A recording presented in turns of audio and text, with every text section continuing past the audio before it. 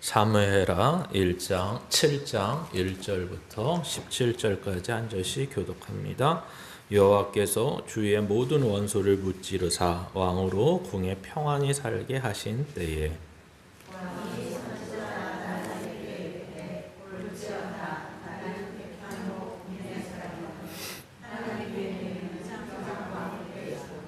나단이 왕께 아뢰되 여호와께서 왕과 함께 계시니 마음에 있는 모든 것을 행하소서 하니라.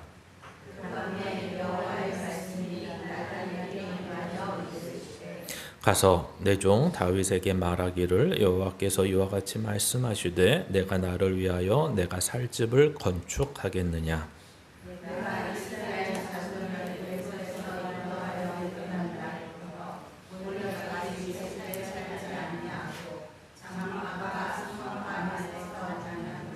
이스라엘 자손과 더불어 다니는 모든 곳에서 내가 내 백성 이스라엘을 먹이라고 명령한 이스라엘 어느 지파들 가운데 하나에게 내가 말하기를 너희가 어찌하여 나를 위하여 백향목집을 건축하지 아니하였느냐고 말하였느냐.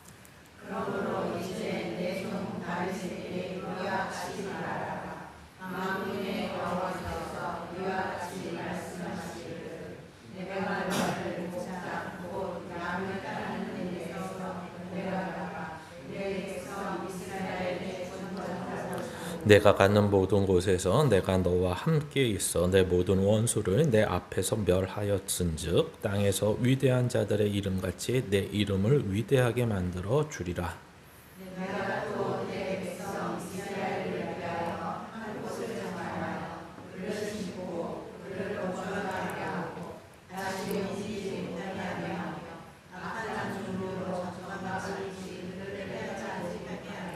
전에 내가 사사에게 명령하여 내 백성 이스라엘을 다스리던 때와 같지 아니하게 하고 너를 모든 원수에게서 벗어나 편히 쉬게 하리라. 여호와가 또 내게 이르노니 여호와가 너를 위하여 집을 짓고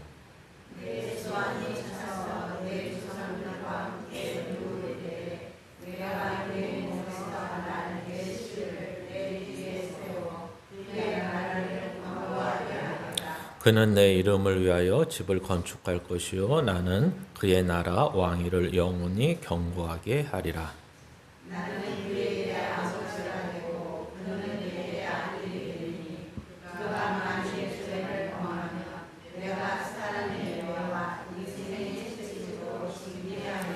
내가 내 앞에서 물러나게 한 사울에게서 내 은총을 빼앗은 것처럼 그에게서 빼앗지는 아니하리라.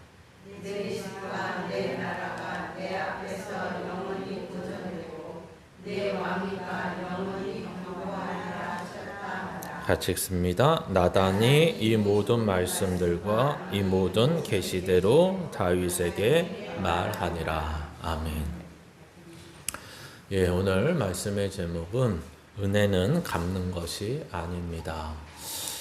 예, 제목부터가 뭐 이렇게 부정적인 또 우리들의 마음 속에 이렇게 받아들이기 좀 어려운 내용입니다. 왜냐하면 우리들은 어렸을 때부터 뭐 이솝우화 또는 전래동화 여러 가지 그림 동화를 보고 또 우리나라의 특별한 구전되는 전래동화의 내용은 대부분의 교훈의 주 내용이 권선징악이고 인과응보입니다. 그리고 더 나아가서 보훈에 관한 내용입니다. 즉 다시 말하면 은혜를 받았어요. 그러면 은혜를 갚는 것이 인지상정이고 은혜를 갚지 않는 자들은 금수만도 못하다. 즉 짐승만도 못하다. 그래서 예를 들면 뭐 은혜 갚은 뭐 진돗개, 뭐 은혜 갚은 뭐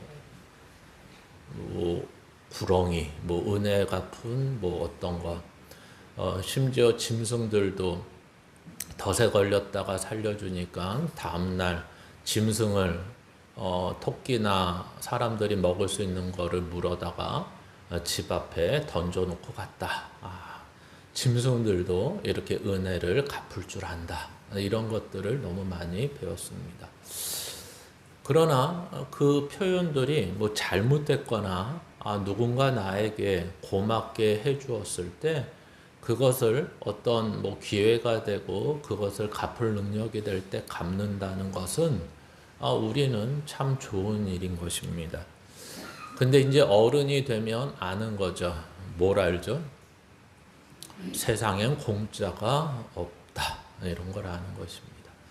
그래서 어른이 돼서 그런 거를 나름대로 깨우친 사람들은 누가 도와준다 그러면 선뜻 그것을 받지 않죠. 그러면서 잘못하면 저게 미끼가 돼서 나를 올무로 묶을 거야. 아니면 지금 힘들다고 저걸 받았다가 덥석 받았다가 나중에 더 큰 것을 갚아야 될지도 몰라. 어른이 되면서 영악하신 분들은 또 그런 생각들을 하게 됩니다. 무엇이 맞느냐 틀리느냐는 어떤 뭐 제도, 어떤 뭐 시스템의 문제는 아니고요. 결국 사람의 문제입니다.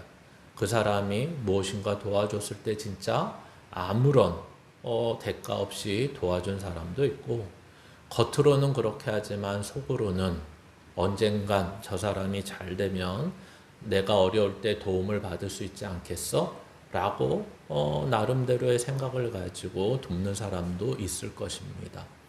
그러나 세상에서의 그 사람들의 모습을 또 교훈을 설명하기 위해서 지금 말하는 것은 아니고요. 이제 성경이 말하는 내용을 설명하기 위해서 이 제목을 잡은 것입니다. 그래서 정확히 이 제목을 느려서 우리가 이해하기 편하게 말을 하면 이런 거죠. 하나님의 은혜는 인간이 도저히 갚을 수 없습니다. 또는 하나님의 은혜는 인간이 갚으라고 주시는 것이 아닙니다. 이것입니다. 이것을 모르면 우리들의 신앙생활은 자칫 잘못하면 전래동화의 교훈처럼 되고 마는 것입니다. 그래서 조금만 좋아지고 조금만 평안해지고 조금만 능력 있어지고 조금만 돈이 생기면 옛날에는 요즘에는 잘 모르겠고요. 옛날에는 그래 내가 하나님의 은혜로 여기까지 왔는데 갚아야지. 그래서 옛날에는 어떤 집사님들이 많았냐면 목사에게 와가지고 이제 큰 소리 치는 집사님들이 많았어요. 예를 들면 요즘같이 주식이 호황일 때 목사님 제가 주식을 넣었는데요. 기도 좀 해주세요. 목사님 이것만 잘 되면 제가 교회에 크게 은혜를 갚겠습니다. 헌금을 하겠습니다. 이렇게. 근데 요즘에 교회들 안에서도 주식 때문에 문제가 많은데 또 한편으로 또 좋아하는 교회도 있습니다. 어떤 동기 목사님 교회는 주식으로 돈을 많이 벌었다고 교회에 십자가 네온 사인을 바꿔드리겠습니다. 뭐 이렇게 해서 바꿔주는 집사님들도 계시고. 근데 대부분 목사가 모였을 때의 우리끼리의 불평은 주식을 돈 벌어도 11조 내는 사람은 없더라. 이런 불평을 하기도 합니다. 그러니까 목사들도 참 돈에 이제는 밝아졌습니다. 뭐 11조 하든 말든은 그 사람의 신앙의 문제지, 목사가 그것을 보면서 또 하는지 안 하는지 지켜보는 목사도 문제고 또 안 하는 성도도 문제고 서로가 다 문제인 것 같습니다. 그러니까 문제는 뭐냐면 예전에는 이런 거죠. 우리가 보기엔 굉장히 좋은 모습입니다. 하나님이 나에게 사업도 잘 되게 하시고 또 자식들도 잘 되게 하시고 하나님 믿었더니 모든 것이 회복되고 돈도 많이 벌게 하셔서 진짜 하나님의 은혜에 갚고 싶은데 하나님께는 어떻게 갚을 수는 없고 교회를 통해서 하나님께 나의 이 마음을 전하고 싶어서 뭉칫돈을 하나님 앞에 드리는 사람들도 꽤 있었던 것 같습니다. 근데 하나님이 돈이 필요하실까요? 뭐 그렇진 않을 것입니다. 뭐 교회는 필요할지 모르고 사람은 필요할지 모르겠지만 하나님 앞에 그것을 갚는다고 해서 갚아지는 것은 아니다. 이것이 먼저 우리의 머릿속에 좀 깊숙이 기억돼야 되는 것입니다. 물론 이 말을 들으면 또 부정적인 우리들의 어떤 죄성에 의해서 또 마땅히 하나님 앞에 교회 앞에 표현돼야 되는 게 못할 때도 있겠지만 그 부정적인 것보다 더 문제는 하나님 앞에 우리가 하나님이 원하시는 대로 살아야 되는데 그렇지 않으면 우리가 하는 모든 것은 사람이 보기에 칭찬받을 수는 있지만 하나님의 보기에 칭찬받지 못하는 인생을 산다. 그러면 무엇이 문제가 되느냐? 그런 인생을 성경은 무가치한 인생이라고 말하고 복을 누리지 못하는 인생이라고 말한다. 이게 더 중요한 것입니다. 그래서 우리는 아까 이미 길게 느려서 설명드린 것처럼 하나님의 은혜는 갚을 수도 없고 갚는 것이 아니라 하나님의 뜻을 알고 하나님의 은혜를 따라 살아가며 누리는 것이 하나님이 우리에게 가장 원하시는 것이다. 이것이 기본 결론으로 이해하시고 오늘 말씀을 보셔야 될 것 같습니다. 그래서 오늘 말씀은 이렇게 시작하죠. 다윗이 이제 평안해졌습니다. 그러면서 오늘 성경은 이미 하나님이 다윗을 위해서, 하나님이 이스라엘을 위해서, 하나님이 하나님의 백성을 위해서 무엇으로 평안케 하셨나를 먼저 기록하고 있다는 거죠. 이렇게 1절이 기록합니다. 여호와께서 주의 모든 원수를 무찌르사. 그런 다음에 뭐가 있죠? 왕으로 궁에 평안히 살게 하신 때. 그 다윗이 왕궁에서 다윗성에서 평안히 살게 된 이유를 이미 성경은 다윗이 그렇게 설명하는 게 아니라 성경이 그렇게 설명하는 것입니다. 왜 그렇게 살 수 있다고요? 하나님이 주위의 모든 원수를 무찔러 주셨기 때문이다. 우리가 지금 다윗의 인생을 보면 우리의 눈으로 봤을 때 하나님이 다윗의 원수를 무찌르셨습니까? 아니면 하나님은 어느 때는 좀 물리쳐 주시고 어느 때는 방관하시고 이러셨습니까? 우리가 봐서 알지만 문자적으로 하나님이 방관하신 것 같은 때가 있더라도 다윗의 고백을 보니까 그렇지 않았던 것을 알기도 합니다. 예를 들어서 블레셋의 아기스 왕에게 자기가 스스로 망명을 하여 목숨을 구걸할 때 처음에 어떤 일이 발생하죠?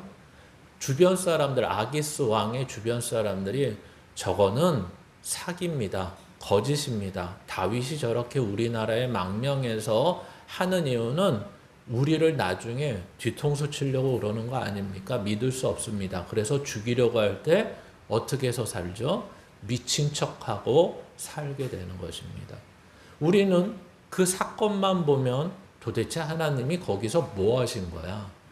어떻게 하나님의 백성이 나중에 이렇게 왕이 될 사람이 목숨을 구걸하기 위해서 블레셋까지 가게 왜 놔두시는 거야?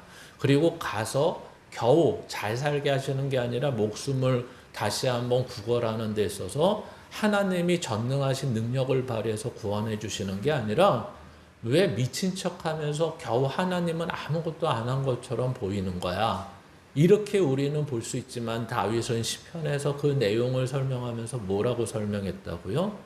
하나님이 나를 겸손케 하시고 하나님이 나를 하나님의 사람으로 감사하며 살게 하시려고 나를 미친 척하게 만드셨다. 이 모든 것이 하나님이 가만히 계신 것이 아니라 하나님이 나를 하나님의 사람으로 만드신 일이었다. 이렇게 고백하는 것을 우리는 시편에서 보았다는 것입니다. 그러니까 하나님은 꼭 우리의 원수들을 무찔렀다라고 했을 때 그것이 그들을 어떠한 벌을 주셨다, 저주했다, 죽였다, 우리를 그 손에서 빼앗아 주셨다, 이런 것만 있는 게 아니라 그 원수를 통해서 우리 하나님의 백성답게 만드셨다. 그 원수를 통해서 하나님이 하나님의 거룩하심을 알게 했다. 하나님의 손이 미치지 않는 곳이 없다는 걸 알게 했다. 이것으로도 원수는 무찔러졌다라고 성경은 표현하고 있는 것입니다. 그래서 가장 중요한 것은 여기까지 지금 평안하게 오게 된 것은 결국 하나님의 은혜였다. 하나님의 작정이었다. 하나님의 인도였다. 하나님의 주권이었다. 하나님이 함께 하셔서 하나님이 하신 일이다를 성경은 아주 분명하게 7장 1절의 사건의 처음 내용부터 아주 강력하게 우리에게 설명하고 있는 것입니다. 야, 다윗이 어떻게 온 이스라엘의 왕이 됐니? 뒤에도 더 나오지만 오직 하나님의 은혜밖에 없었어. 하나님이 함께 해주셔서 된 거야. 이 말을 다른 표현, 부정적인 표현으로 하면 이렇게 표현되겠죠. 다윗이 한 거 아니야. 다윗이 계획했던 거 아니야. 다윗이 생각해서 한 거 아니야. 다윗이 믿음이 좋아서 한 거 아니야. 다윗이 능력이 있어서 한 거 아니야. 다윗이 자격과 조건이 돼서 한 거 아니야. 이렇게 성경은 7장 1절부터 아주 강력하게 선포를 하고 가는 것입니다. 그런데 문제가 생기는 거죠. 2절부터 문제가 생깁니다. 서로가 얼마나 죽이 잘 맞는지 왕과 선지자가 서로 아주 좋은 말을 하고 있는 것입니다. 어떻게 해요? 이제 나단 선지자를 불러다가 이렇게 운을 띄웁니다. 나는 백향목 좋은 궁에서 살고 있는데 하나님의 궤를 6장에서 겨우 다윗성으로 가지고 왔는데 여러 가지 이슈가 많지 않았습니까? 그런 가운데서도 겨우 갖다 놨어요. 근데 하나님의 궤는 저 다윗성 한 구석에 휘장 가운데 놓여져 있어요. 야, 나는 이렇게 평안하고 백향목 좋은 궁에서 살고 있는데 어떻게 하나님을 저렇게 휘장 가운데 어두운 가운데 놓을 수 있느냐? 그래서 내 생각에는 하나님의 집, 즉 여기서 표현하는 것은 성전이겠죠. 자기의 궁, 성이 있고 이제는 여유가 있고 평안하니까 뭘 생각한다고요? 하나님의 궁, 그것이 성전인데 성전을 지어드렸으면 좋겠다. 나단 선지자, 당신의 생각은 어떠십니까? 이렇게 물었더니 나단도 한술 더 뜨는 거예요. 원래 항상 어떻게 해야 되죠? 이제 언약궤도 갖다 놨어요. 제사장들도 있어요. 선지자도 있어요. 이미 언약궤를 갖다 놓을 때 모든 것은 어떻게 해야 된다고 교훈을 얻었죠? 내 뜻대로 하는 게 아니라 하나님의 뜻을 알고 하나님의 뜻대로 하는 것이 믿음이고 신앙이고 더 나아가서 하나님의 세우신 왕이 마땅히 해야 되는 것이다 라는 것입니다. 근데 지금 보니까 어떻죠? 좋은 게 좋은 거라고. 아유, 그렇죠. 왕 다윗 왕이시여, 당신의 생각이 옳습니다. 이거는 묻고 따지고 할 게 아닙니다. 뭐 이보다 더 좋은 생각이 어떻겠습니까? 그리고 하나님 앞에 안 물어도 하나님이 이렇게 다윗 왕이 하나님께 해드리면 하나님은 진짜 좋아하실 겁니다. 이렇게 맞장구를 치고 있는 것입니다. 그런데 문제가 생기죠. 이것은 둘만의 오해였다. 이게 성경의 내용입니다. 그렇죠?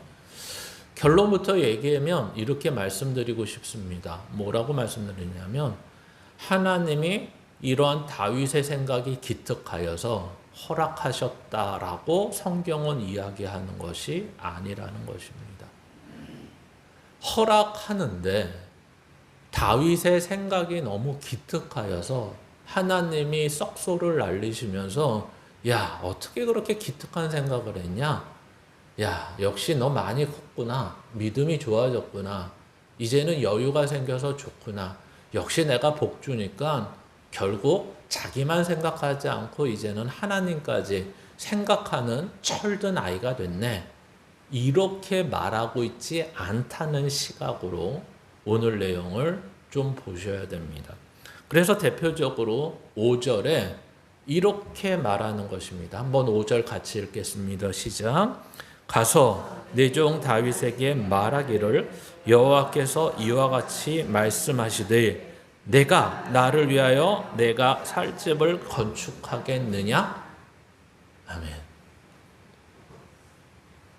뭐라고요? 너가 다윗아 너가 하나님 나를 위하여 하나님 내가 살 집을 건축하겠다고? 이 표현은 잘하였다는 표현일까요?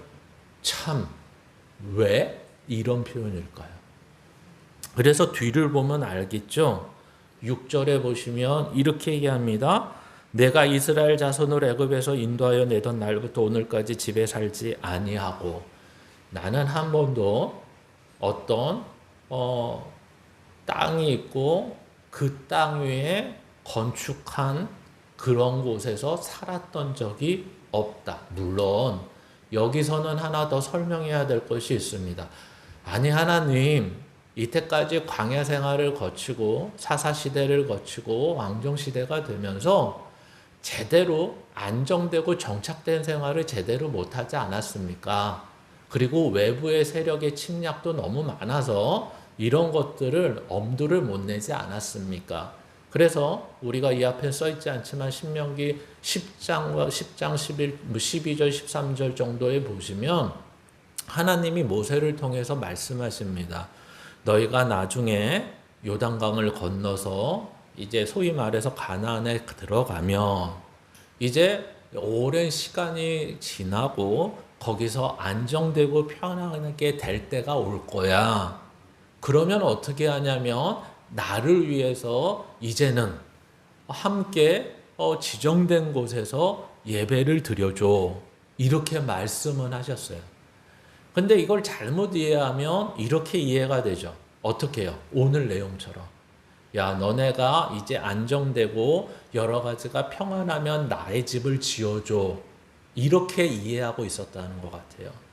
근데 성경은 신명기 10장에 그렇게 얘기하는 게 아니라 내가 있을 곳을 지어주고 그곳에서 예배해 이렇게 얘기한 게 아니라 내가 지정한 곳에서 나를 경배하고 예배해 이렇게 얘기했다고요.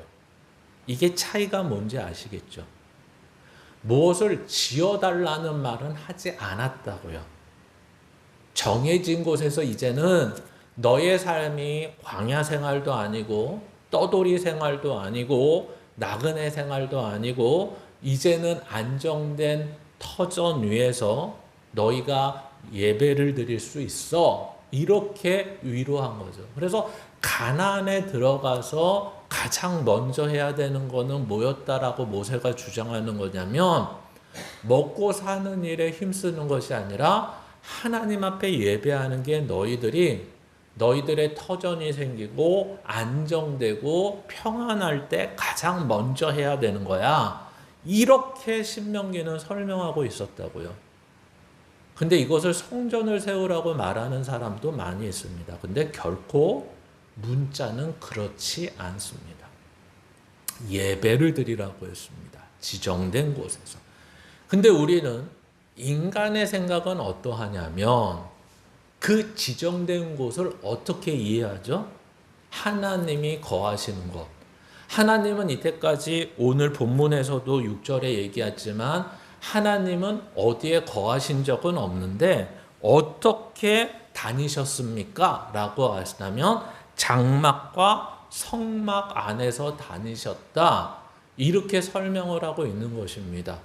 그 이유는 다른 것이 아니라 하나님의 지성소에 함부로 하나님 앞에 나가면 아직도 죄인인 우리들은 죽기 때문에 이렇게 소위 말해서 이런 거죠. 가려져서 이동하기 편하게 이렇게 하셨을 뿐이지 하나님이 우리가 알고 있지만 언약궤 안에 계신다든지 장막 안에 계신다든지 성막 안에 계시는 분은 아니지 않습니까?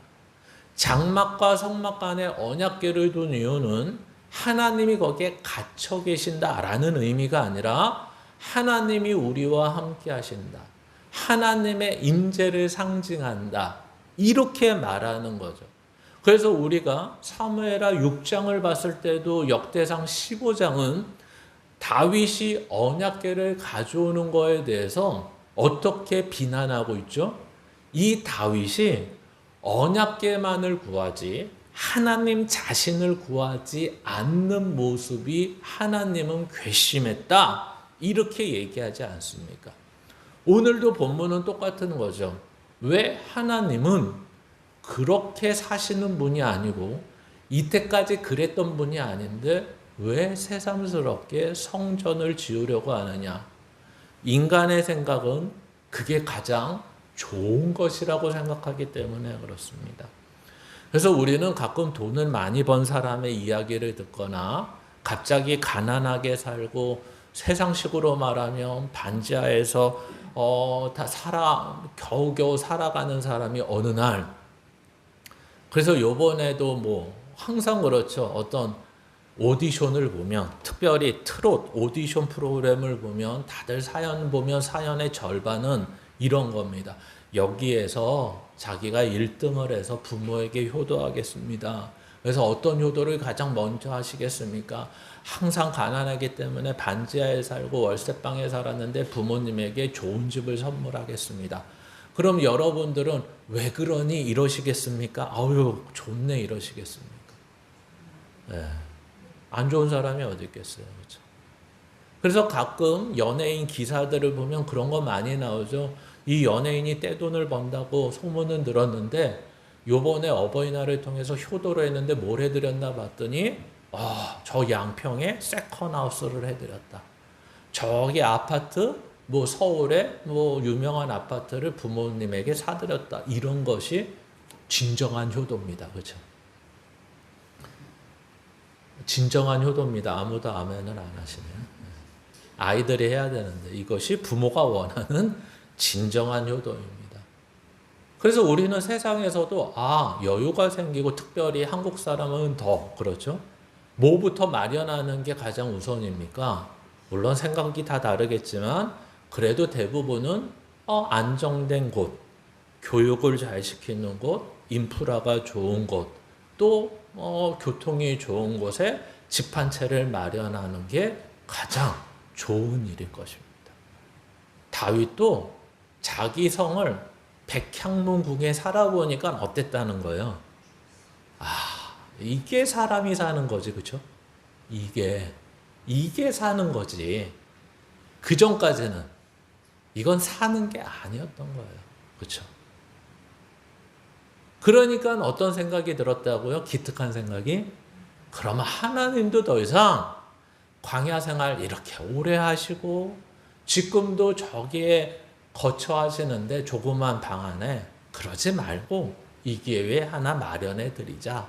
이렇게 말하는데 하나님은 6절에서부터 오히려 이렇게 얘기하는 겁니다. 난 오늘까지 이때까지 너네랑 함께 하면서 내가 집을 원하지 않았다.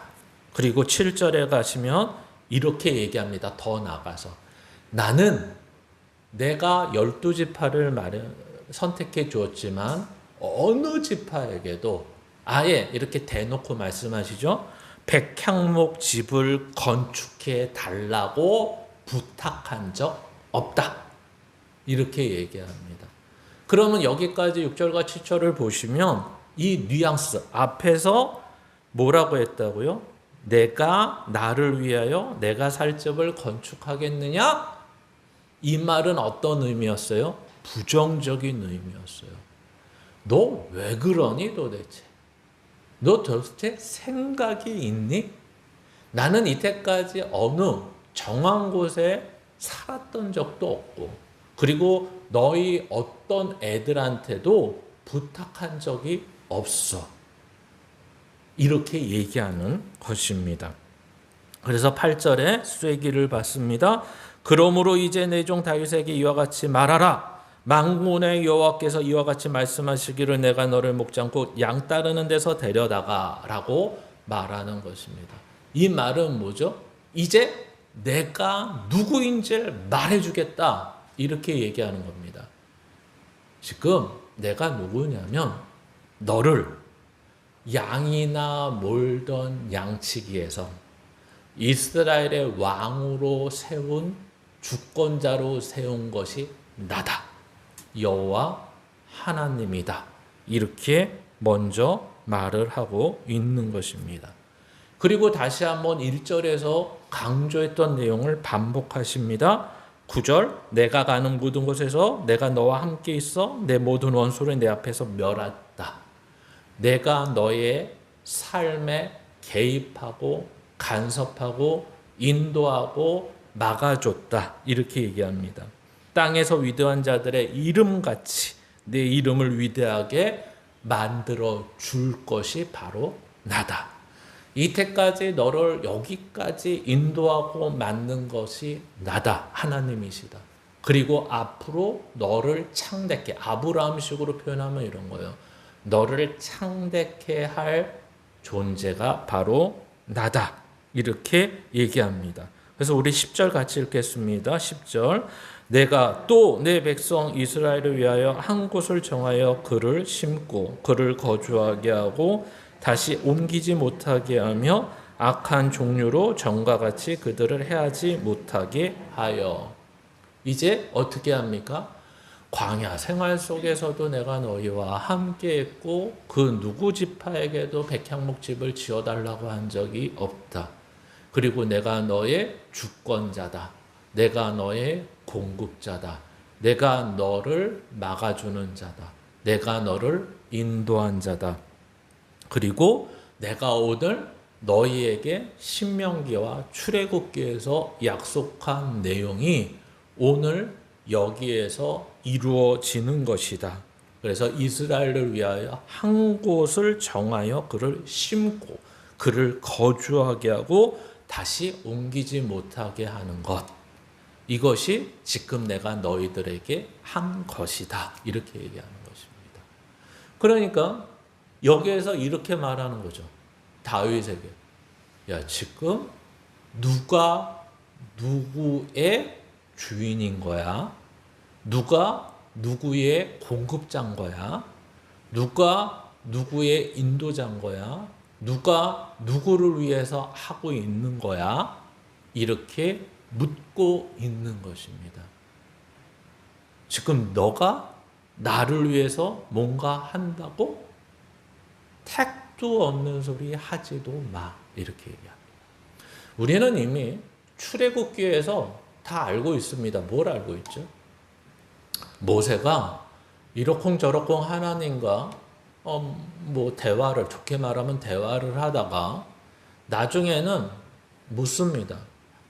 여호와이시여, 당신이 지금 나를 이집트에 가서 이스라엘을 구원하라고 하고 바로왕을 만나라고 하는데 그럼 나는 모르겠습니다. 이제 아무런 지위도 없고 아무런 이름에 유명한 이름도 아니고 한낱 양을 치는 자에 불과한데 가서 그러면 누가 보냈다고 합니까? 라고 했더니 하나님이 여호와 하나님이 보냈다고 해라. 그러면 그의 이름이 뭐라고 설명을 합니까? 라고 했더니 뭐라고 하죠? 나는 스스로 있는 자다. I am who I am. 영어로는 이렇게 말을 하는 거죠. 즉 그 말의 의미 중에 하나는 이런 것입니다. 나는 누구의 도움을 받거나 누구로부터 함께 존재하는 게 아니다. 나의 공급, 나의 필요, 나의 모든 것은 내가 스스로 하는 자이다. 마치 창세기에서 이렇게 말하는 거죠. 6일 동안 하나님이 창조하시고 마침내 7일이 됐을 때 안식하셨다라고 말하는 안식의 개념에서 가장 중요한 내용 중에 하나가 뭐죠? 더 이상 손댈 필요가 없었다. 그것으로 충분했다. 그래서 하루하루 무엇을 만들었을 때 하나님이 뭐라고 표현하죠? 보기에 심히 좋았더라. 더 이상 손댈 데가 없더라. 더 이상 덧칠할 데가 없더라. 더 이상 이 이상의 필요와 이 이하의 내용을 더하거나 뺄 필요가 없더라. 누구의 손을 더 거칠 필요가 없더라. 이렇게 얘기하는 것입니다. 그러니까 하나님은 어떤 분이시라고요? 스스로 존재하시는 분, 누구의 도움이나 공급이 필요 없으신 분. 하나님이 집이 있으면 그 집은 어떤 집이어야 되죠? 우리가 구약에 있는 이사야의 말로 보면 이 천장에, 하나님의 집의 천장이 뭐가 돼야 된다고 말하죠? 우주가 돼야 된다고, 하늘이 돼야 된다라고 얘기합니다. 만약에 집을 지으려면. 근데 다윗은 고작 자기가 경험한 집에 가장 좋은 게 뭐였어요? 바로 백향목 집이었어요.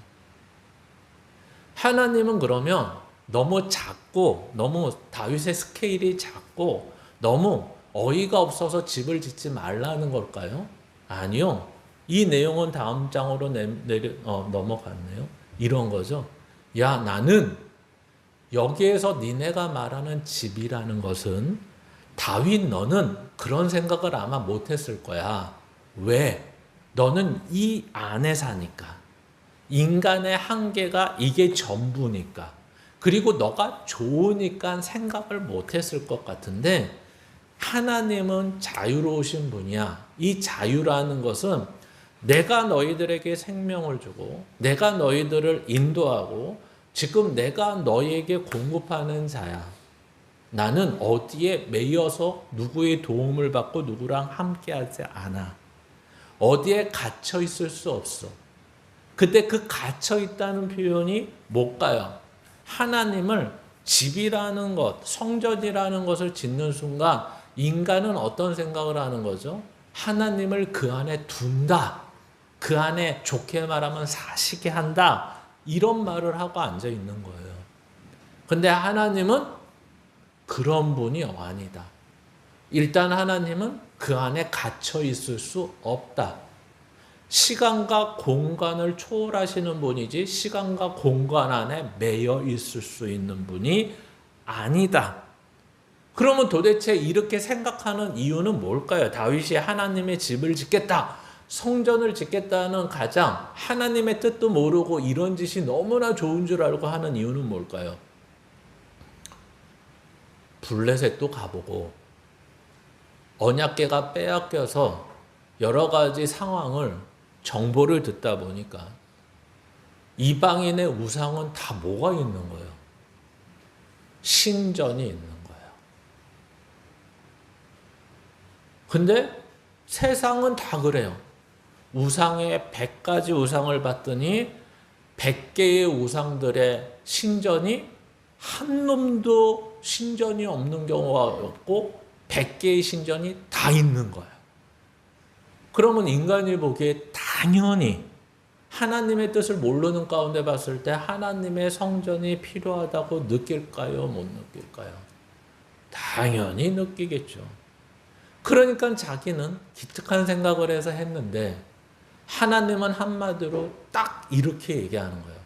나는 우상이 아니다. 니들이 가둬놓고 니들이 필요할 때 와가지고 니들의 필요를 구하고 니들이 필요를 구할 때 나는 만나주고 니들이 필요할 때 왔을 때만 나와 함께하는 우상이 아니다. 하나님은 이 얘기를 하고 싶은 거예요. 그래서 오늘도 이 얘기를 하는 이유가 뭐죠? 나는 모세든 아브라함이든 다윗이든 이스라엘이든 공통점이 뭐냐면 너희들이 나를 찾을 때 온 하나님이 아니라 내가 너희를 찾아간 하나님이다. 심지어 너희들은 나를 필요 없다 그러고 심지어 어떤 놈은 나를 아예 모르고 심지어 어떤 사람은 꿈도 없고 하나님에 대한 기도도 없고 하나님에 대한 기대도 없고 하나님을 어느 때는 알지 못하는 자에게도 나는 내가 찾아갔다. 그리고 내가 찾아가서 너희들에게 자격과 조건을 요구하지 않고 너희들이 가장 귀한 것, 너희들에게 가장 필요한 생명과 능력과 진리와 구원과 이 등등을 너에게 주었던 자가 바로 하나님 내 자신입니다. 근데 이제 와서 뭐 하겠다고?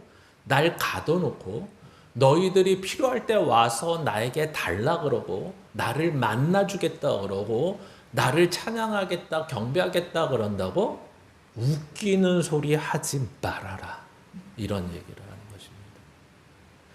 내가 제일 싫어하는 게 하나님 외에 다른 신을 섬기지 말라라는 게 1계명인데 마치 이 1계명을 알면서도 하나님 외에 다른 신들이 하는 짓거리를 그대로 가지고 와서 나를 그렇게 섬기겠다고?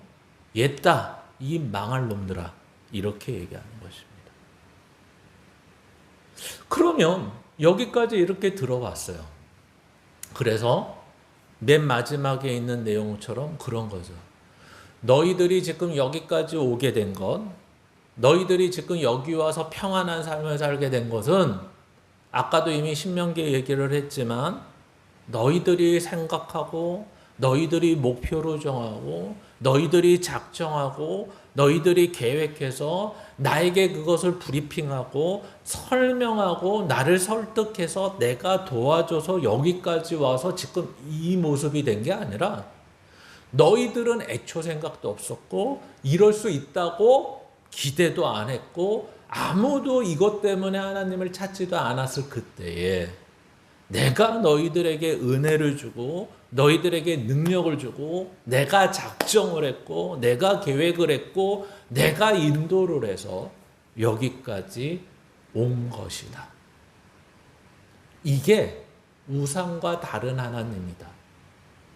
이게 하나님의 은혜다. 이것이 하나님이다. 이렇게 말하고 있는 것입니다. 그런데 고작 하려는 게 우상처럼 나를 대하겠다고? 아니, 나는 그걸 원하지 않아.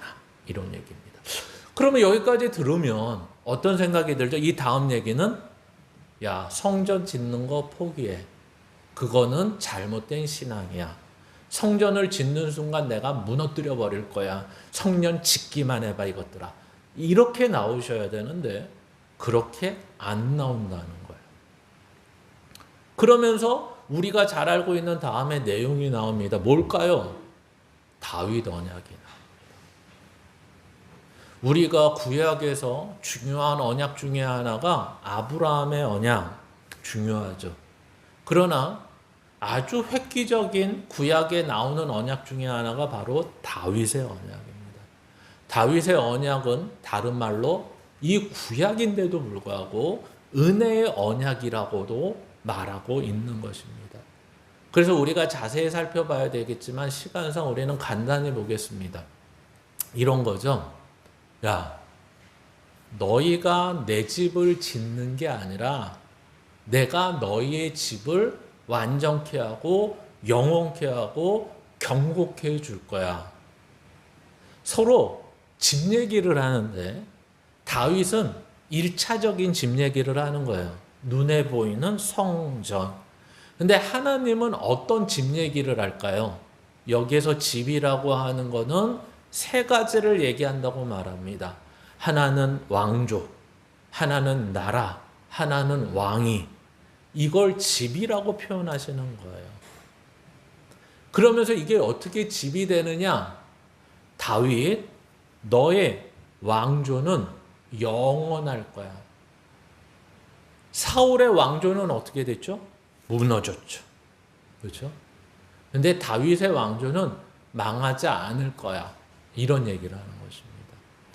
그리고 너의 후손은 영원해서 영원한 나라의 후손이 될 거야. 마지막으로 너의 보좌는 영원한 보좌야. 너의 왕이라는 것은 똑같은 얘기지만 후손으로 인해서 다 왕이라는 것이 계승될 거고 너의 왕위와 너의 왕조와 중간의 왕이 무슨 다른 왕으로 바뀌지 않고 너의 후손들로 계속 왕이 이어질 것이고 그런 왕위와 왕조가 당연히 영원하니까 그 사람들이 통치하는 나라는 당연히 어떻게 돼야 되죠? 영원한 나라가 될 거야. 예를 들면 우리나라는 조선을 얘기할 때 조선 500년 뭐 이렇게 하잖아요. 중국 같은 데는 왕조가 그렇게 많았어도 제일 긴 왕조가 한 200년밖에 되지 않습니다. 세상에 어떤 왕조도 영원히 이어진 나라가 없습니다. 그러면 여기서 하나 딱 생각이 들지 않습니다. 그러면 이스라엘은 다윗의 왕조가 지금 통치하나? 이렇게 약속하셨는데? 이렇게 이해할 거 아닙니까? 그랬더니 사기꾼이면서 범죄자인 네타냐후가 통치하고 있어요. 그렇죠? 그러면 그 사람이 얘기했지만 이름을 풀네임으로 하면 뭐냐고요? 베냐민 네타냐후. 그러면 다윗의 왕조인가요? 안 그렇거든요. 포로 생활 이후에 흩어진 이후에 자기네 가문이 걔네도 족보가 소위 말해서 없어져가지고 자기가 어떤 가문인지도 모릅니다. 근데 무슨 다윗의 왕조가 영원해. 그렇죠? 그럼 이 내용은 무엇일까요? 바로 메시아에 대한 약속인 것입니다. 우리는 그렇게밖에 이해를 못합니다. 이거는 예수 그리스도에 대한 약속인 것입니다. 마찬가지로 우리가 이해하는 건 이런 거죠. 교회는 영원하고 망하지 않는다. 맞습니까? 틀립니까? 교회는 영원하고 망하지 않습니다. 어떤 교회가? 무형교회가, 본질적인 교회가, 하나님의 영원한 나라인 교회는, 행복한 교회는 계속될 수도 있고 문을 닫을 수도 있죠. 유형교회가 영원하다는 것은 아닙니다. 하나님의 본질적인 하나님의 나라인 교회는 영원하다라고 얘기하는 것입니다. 왜요? 하나님이 통치하시고 하나님이 왕이시고 하나님이 주인이시고 하나님이 가장 중요한 건 신실하신 분이니까. 왜? 항상 말씀드렸지만 신실이라는 말의 표현은 뭐죠? 영원하시고 믿을만하다. 여기 두 가지 중에 하나가 빠지면 신실이라는 말을 쓸 수가 없어요. 인간은 그래서 신실하지 못해요. 왜 그러죠? 믿을 수 있을지 몰라도 뭐하지 않으니까. 영원하지 않으니까. 내일 약속을 했는데 지금 가다 교통사고로 죽으면 영원히 와서 약속을 지키나요? 하나님 앞에 가서 얘기해야죠. 내일 점심까지만 좀 연기해 주세요. 이러면 하나님이 야, 너는 그래도 약속 지키는 성도가 돼야지 잠깐 내려갔다 올라와. 이러실까요? 그럴 수 없습니다. 인간은 신실할 수 없습니다. 오늘 하나님은 신실하신 하나님입니다.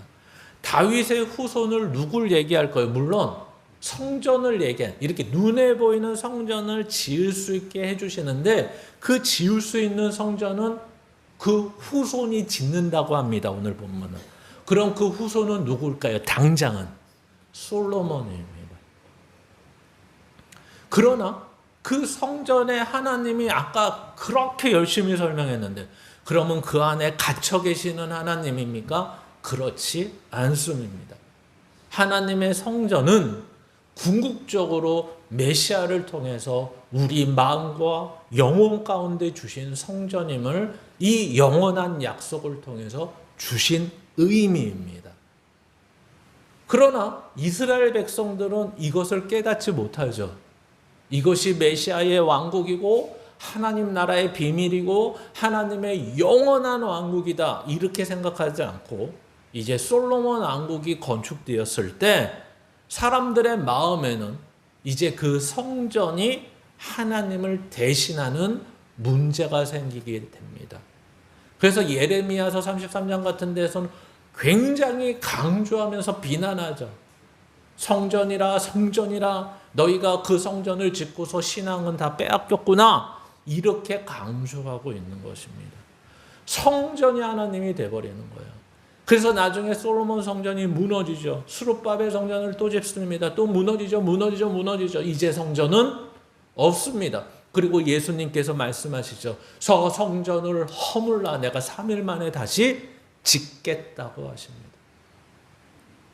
이때부터 성전은 하나님은 그렇게 야 니네가 내 성전을 만들겠다고 말도 안 되는 말 하지 마. 그러면 성전을 짓게 말게 하셔야죠. 그러나 하나님은 인간의 연약함과 부족함을 아시고 인간의 눈으로 그 성전을 짓게 하셨지만 그 성전을 분명히 의미를 주시는데, 이 성전은 내가 거해서 니네들이 만나러 오는 곳이 아니라 바로 메시아가 영원한 하나님의 나라를 상징하는 것으로 너에게 주며, 그리고 이 성전은 궁극적으로 너의 마음과 영혼 가운데 하나님께서 주시는 것이다. 이렇게 설명하려고 하는 것입니다. 그러나 우리도 이렇게 이해가 어려운데 이 백성들은 더 알아듣지 못하겠죠. 그리고 사람들은 환호합니다. 다윗은. 그래도 감사합니다. 그래서 다른 열왕기상이나 이런 걸 보면 마치 이렇게 설명하죠. 다윗이 성전을 짓겠다고 했는데 왜 짓지 못하게 하셨냐? 뭐라고 설명하죠? 너무 전쟁을 많이 치렀기 때문에, 너무 피를 많이 흘렸기 때문에. 즉 다시 말하면 성전은 어떤 곳이죠? 거룩한 곳입니다. 근데 부정한 자를 통해서 지을 수가 없다는 거예요. 그러면 솔로몬은 정결한 자입니까? 말도 안 되죠. 그러나 그 부정한 자를 통해서 성전을 짓는데 그 성전 안에 계시는 분은 누구이기 때문에 가능하냐? 가장 정결하시고 하나님 되시는 예수 그리스도가 그 성전의 주인이시기 때문에 가능했다. 이렇게 얘기합니다. 솔로몬이기 때문에 가능한 것이 아니라 예수 그리스도로 인하여 이 영원한 약속을 이루시는 하나님이기에 그 성전을 비록 짓는 것을 좋아하진 않으셨지만 지을 수 있게 하셨다. 이렇게 설명하는 것입니다. 그래서 이것을 분명히 하는 몇 성경 구절을 보고 말씀을 마치려고 합니다. 그래서 요한복음 17장입니다.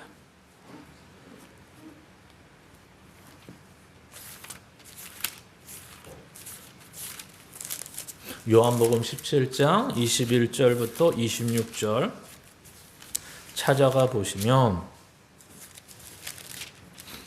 요한복음 17장 21절부터 26절 한 절씩 교독하겠습니다. 아버지여, 아버지께서 내 안에 내가 아버지 안에 있는 것 같이 그들도 다 하나가 되어 우리 안에 있게 하사 세상으로 아버지께서 나를 보내신 것을 믿게 하옵소서.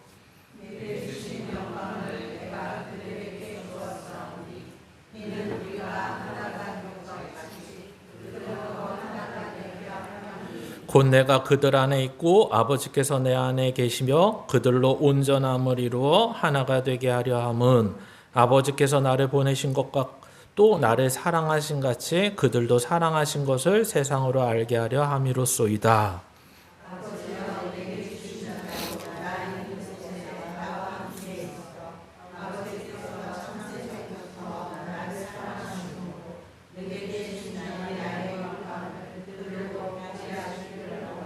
의로우신 아버지요, 세상이 아버지를 알지 못하여도 나는 아버지를 알았사옵고 그들도 아버지께서 나를 보내신 줄 알았사옵나이다. 아버지의 이름을 그들에게 알게 하였고 또 알게 하리니 이는 나를 사랑하신 사랑이 그들 안에 있고 나도 그들 안에 있게 하려 함이니이다. 아멘. 지금 이것은 예수님께서 하시는 말씀입니다. 예수님께서 뭐라고 22절에 말씀하시냐면, 내게 주신 영광을 내가 그들에게 주었사오니 이는 우리가 하나 된 것 같이 그들도 하나 되게 하려 함이라. 이 말이 무슨 말이냐면 하나님과 예수 그리스도는 하나이십니다. 근데 우리를 어느 정도까지 사랑하시고 우리를 어디까지 계획하시고 작정하시고 인도하시냐면 하나님과 그 아들 예수 그리스도가 하나가 된 것 같이 예수 그리스도로 말미암아 하나님과 나 우리도 하나가 되게 하려 하십니다.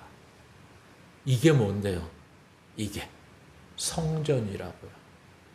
이게 거룩한 자로 만드시고 거룩한 자로 만드셔서 함께 하시려는 하나님의 뜻을 설명합니다. 그래서 우리가 다음 장을 보시면 앞에 보시겠습니까?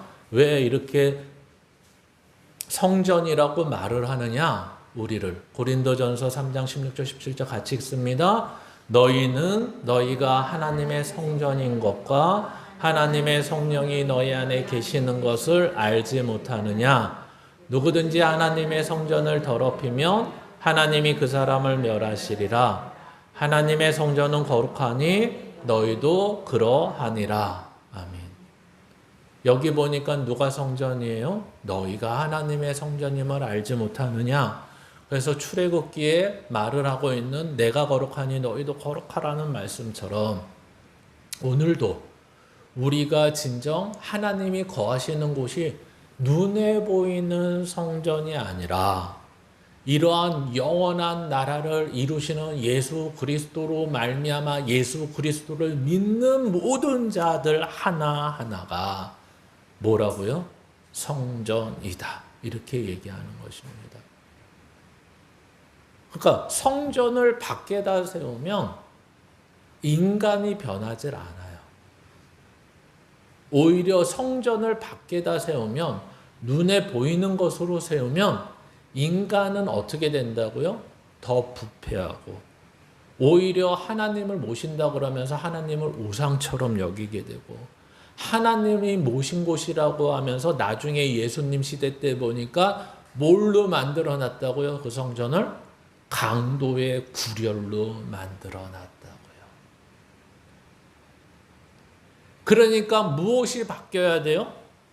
시스템, 눈에 보이는 성전의 모습, 성전 안에 어떤 제도, 이게 바뀌어야 된다는 거예요. 아니면 내가 성전이 되어 내가 변화돼야 된다는 거예요. 그거밖에 없다는 거예요. 근데 내가 성전이 되는 방법은 뭐밖에 없어요? 예수 그리스도밖에 없다는 거예요. 오늘도 다윗의 약속에서 말한 거랑 똑같죠. 야, 누가 성전이 될 것이냐? 누가 이 영원한 나라를 이루게 될 것이냐? 바로 너희 다윗의 후손을 통해 그 영원하신 그 예수 그리스도로 말미암아 그 영원함이 유지되고 그 영원한 성전이 그 가운데 있게 되지 않겠느냐, 이렇게 설명하는 것입니다. 그래서 마지막으로 에베소서 말씀을 보며 같이 했습니다. 시작. 예수 안에서 건물마다 서로 연결하여 주 안에서 성전이 되어가고 너희도 성령 안에서 하나님이 거하실 처소가 되기 위하여 그리스도 예수 안에서 함께 지어져 가느니라. 아멘. 이 앞에 절은 이런 거예요. 예수가 누구냐? 모퉁이 돌이시다. 그러니까 이스라엘의 건축 양식은 모퉁이 돌, 만약에 사각형인 건물을 짓는다 그러면 네 군데 모퉁이 돌을 두는 거예요. 그리고 거기에다 있는 거죠. 그리고 지어져 가는 것입니다. 예수 그리스도라는 모퉁이 돌에 성도가 하나만이라도 성전인데 그 성전 하나하나가 모여서 하나님의 성전, 예수 그리스도의 건물을 비유로 지어져 간다고 설명하는 것입니다. 성전은 백향목으로 짓거나 금과 은으로 아주 화려하게 짓는 게 성전이 아니라 바로 우리가 함께 지어져 가서 우리가 가장 거룩한 성전의 모습을 함께 이루어가는 것이 진정한 성전이고 그것이 무슨 나라냐면 영원한 하나님의 나라다. 이렇게 설명하는 것입니다. 그러니까 잊지 마셔야 되는 게 이거죠. 결코 혼자 지어져 갈 수 없습니다. 마치 사도 바울이 교회를 예수 그리스도의 몸으로 비유한 것 같이 오늘도 고린도전서에 마치 이 에베소서에 마치 건물로 비유하는 것처럼 혼자도 자라나야 되지만 함께 지어져 갔을 때 온전한 자람이 있다는 것도 잊지 않는 저와 여러분이 되시기를 주님의 이름으로 축원합니다.